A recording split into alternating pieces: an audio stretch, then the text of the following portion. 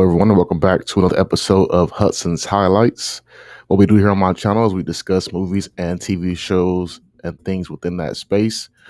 A brief um, update here. This show was previously called Tracy's Takes. I have decided to move it to Hudson Highlights. One, because no one calls me Tracy, except for my immediate family. Everybody calls me Hudson.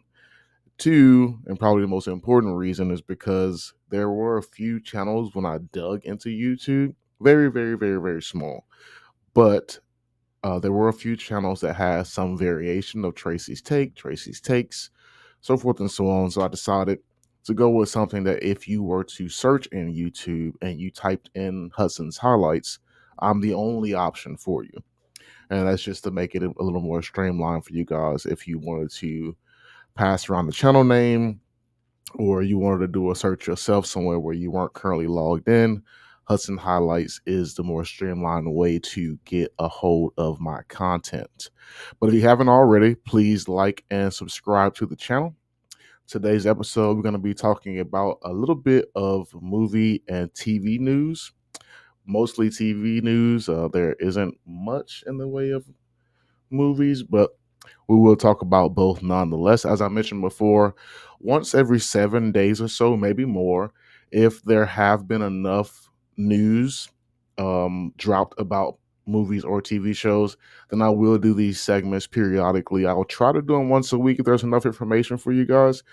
That way, we're not having episodes every day where there's just a little bit of news and then mostly a different topic. I would like to just rather have one day that consolidates all that information just to knock that out.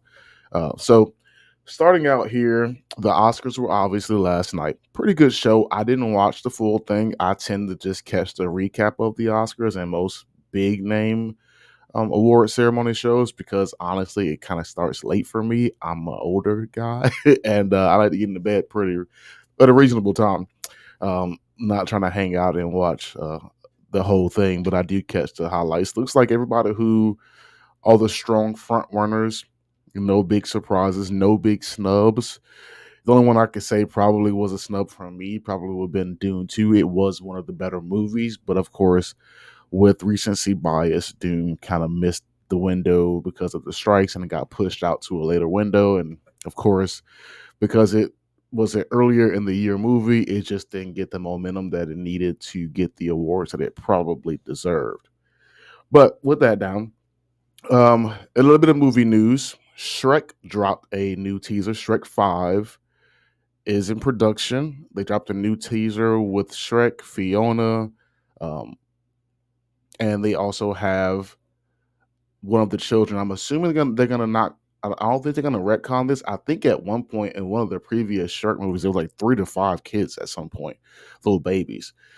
So I don't know if they're gonna retcon this, but either way, they showed at least one child, and the female's child's name hasn't been mentioned yet, but it is voiced by Zendaya.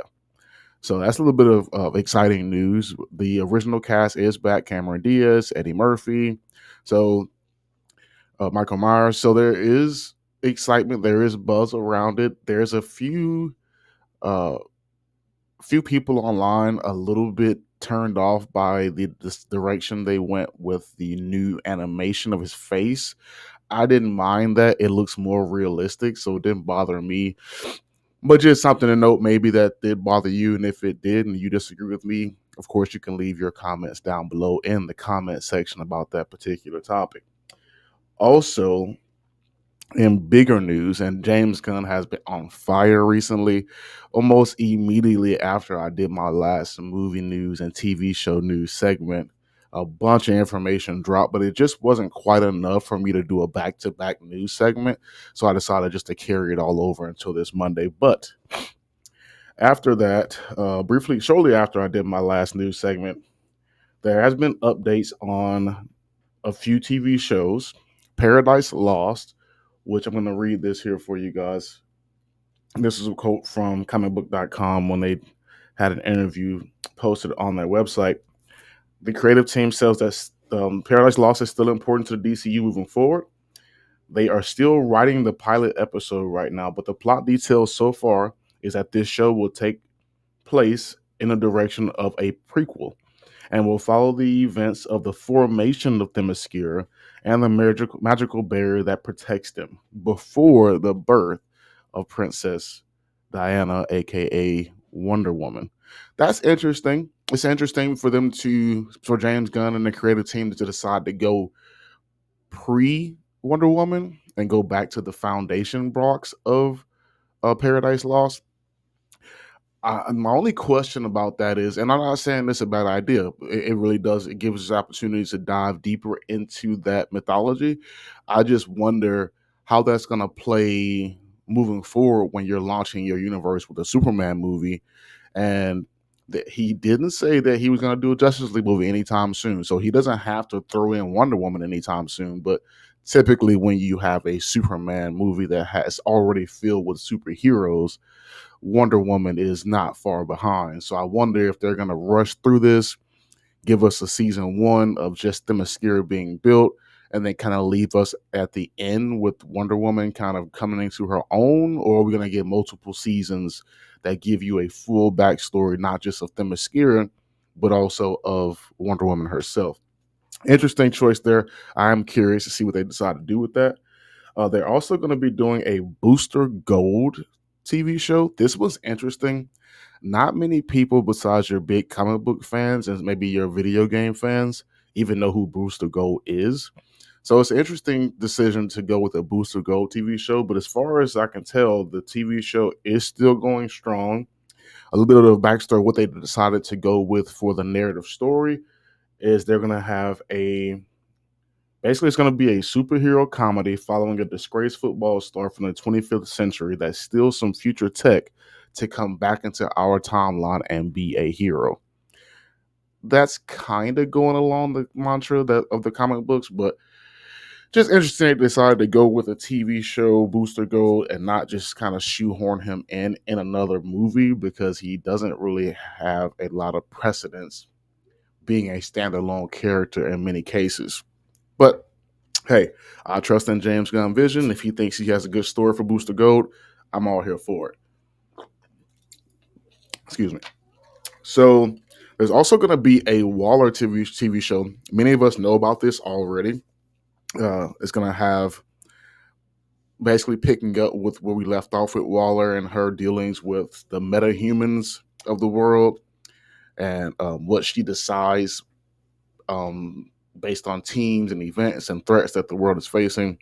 She's kind of a Nick Fury for the DCU in most cases. So I wonder how they're gonna go to that, how they plan to take her character moving forward, since there is basically a full reboot of this universe outside of a few characters, Waller being one of them. But unfortunately for that TV show has been reported to have major and significant setbacks. Since the strikes, this show has been almost delayed indefinitely.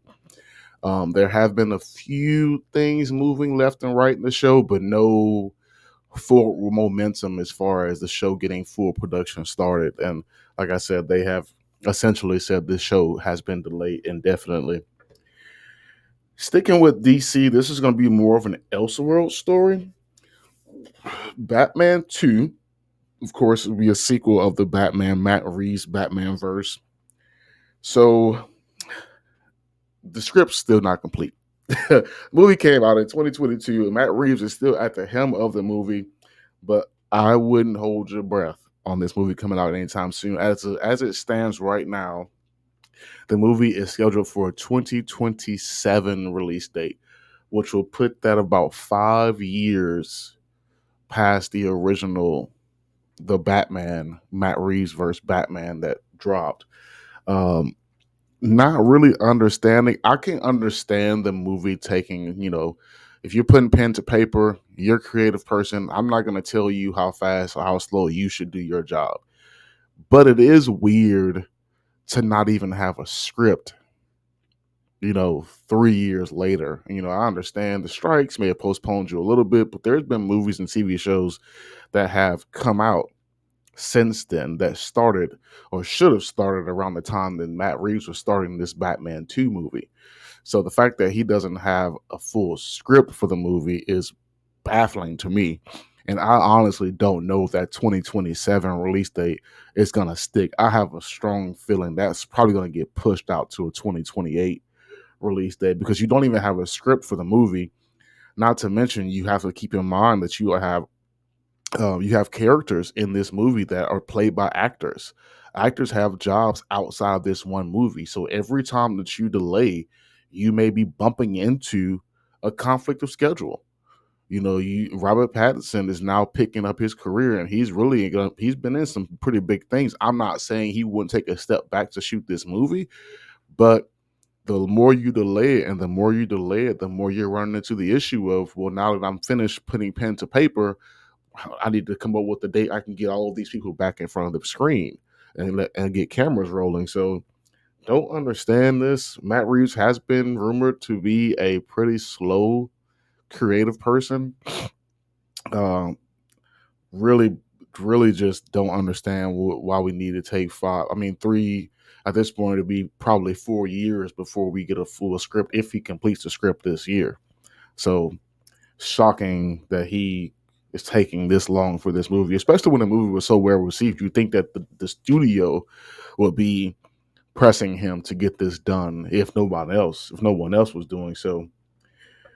Taking a step left here, there is a Buffy the Vampire Slayer continuation coming out. Well, at least in the works. So Buffy the Vampire Slayer was a really big show. I was more of an Angel person. I did watch Buffy, but Angel was a spinoff of that show. I thought Angel geared more towards my style. So I picked up and really got stuck with Angel. But Buffy had a huge following. It aired forever. And they're bringing back most of the original cast, including Buffy herself, Sarah Michelle Gellar, who will be reprising her role as Buffy.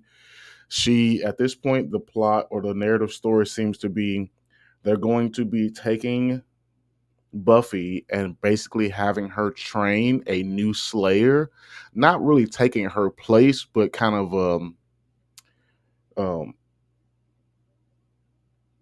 a prodigal child kind of TV show, and I think that could be interesting, especially when Sarah Michelle Gellar, she's getting up there in age to do a lot of the stunts and things. Of course, they had doubles back then too, but you have to ask yourself how realistic would it be for someone to do what she's doing. So I can see them probably taking a left turn here and just leaning more into her being a role model, a leader figure, and not so much being the lead in the action and having some of the younger characters take the blunt and be the forefront of all the flips and kicks and stabs and so forth and so on. But if you think differently, if you think that she can handle it, I mean, maybe you're right. Either way, leave your comments down in the comment section below. As I mentioned before, I just wanted to recap here. The show will be called Hudson's Highlights moving forward, and we'll have some narrative art changed up from Tracy's Takes to Hudson's Highlights. So if you're looking for the show, if you're trying to pass the show along to people that you know, maybe you're interested in spreading the word. If you are, I appreciate it. What you're going to be looking for moving forward is Hudson's Highlights. Tomorrow, Daredevil Born Again does drop on Disney Plus at 6 p.m. Pacific time. Keep your eyes peeled on the channel. I will be doing a episode review because they're dropping episode 1 and 2. I'm going to do a full spoiler review of episode 1 and 2 as fast as I can.